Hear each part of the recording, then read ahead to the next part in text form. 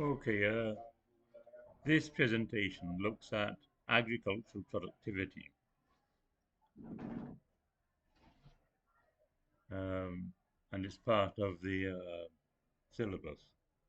Productivity of systems, yield per unit input, for example, tons per acre. So we're looking at objective C here. So what is agricultural productivity? And it is simply the amount of agricultural output divided by the amount of input. And output is usually measured in terms of crop yield, but it can also be measured, for example, in terms of market value of the crop. There are probably other ways of measuring output as well, but usually it is crop yield.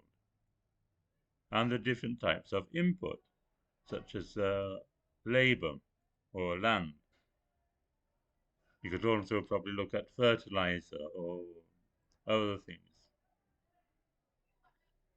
And these are called partial measures of productivity.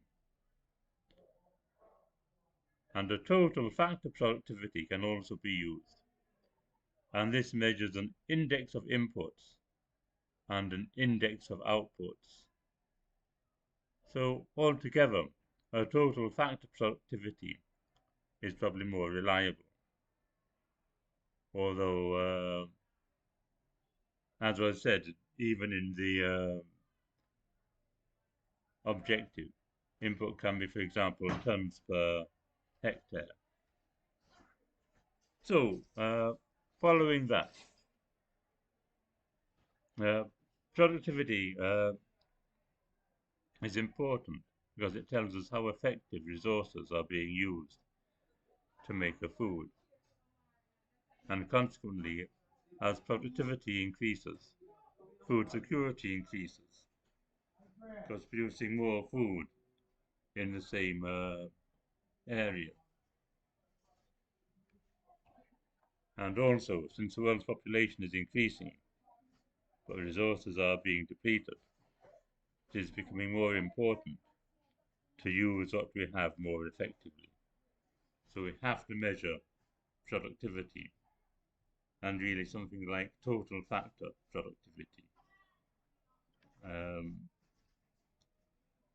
Now, one point about productivity is it seems to follow Javan's paradox, which states that efficiency in terms of the use of a resource increases the same amount of resource, the use of the resource will also increase. So there's no overall saving. So this gives an example. The price will fall, and therefore the demand will rise, and therefore there's no overall saving. So we can have fuel-efficient cars, for example. And because they are fuel-efficient, people will use them more, and therefore we don't get much saving in terms of fuel. And in the case of agriculture, for example, more crops can produce on the same area of land. More land will be used to produce a crop because the demand will increase. And therefore there's, no, as I said, no overall saving. And total factor productivity in agriculture has been increasing over time for several reasons, and these include increased use of labor-saving devices, and therefore the amount of labor will get less. Use of GMOs, or genetically modified plants. This also increases productivity. GMOs can be designed for being more productive or for being resistant to pests, and therefore there's less waste. Use of agrochemicals also increases productivity.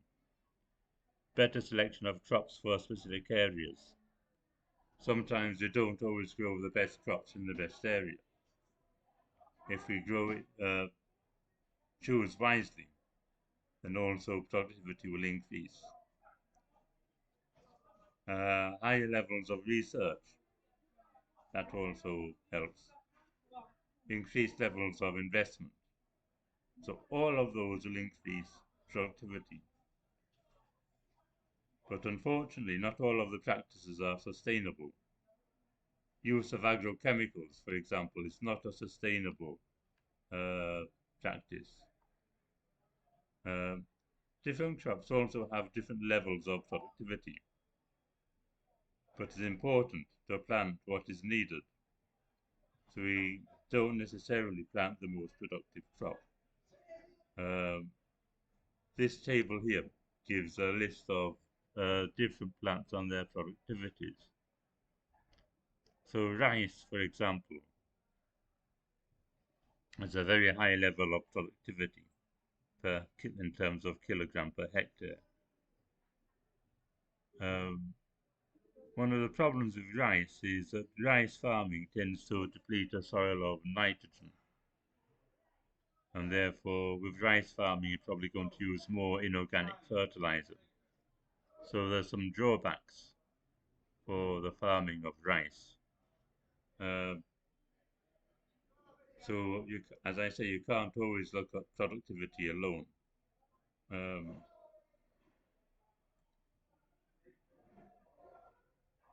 I suppose if you look at these areas, the greatest area for production is in maize, which a lot more maize, a lot greater area is grown for maize than rice. The production is much higher, but the productivity is less. Um, and this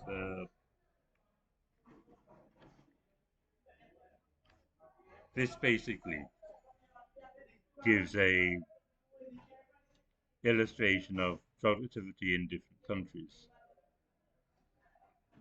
The problem has been increasing sharply in Brazil and also in China. The world as a whole seems to be beginning to, well, the blue is US. In the US, it's beginning to decline from 2006. Probably that's because of the non-sustainable practices carried out in the US. Low-income countries, it's increasing, but not at the rate which would be liked. And after all, it's these low-income countries where increase in productivity is most important, because these countries are probably not food secure. You probably know it's in these low-income economies where most people are starving. And this is where productivity, therefore, must increase most. That basically concludes this presentation.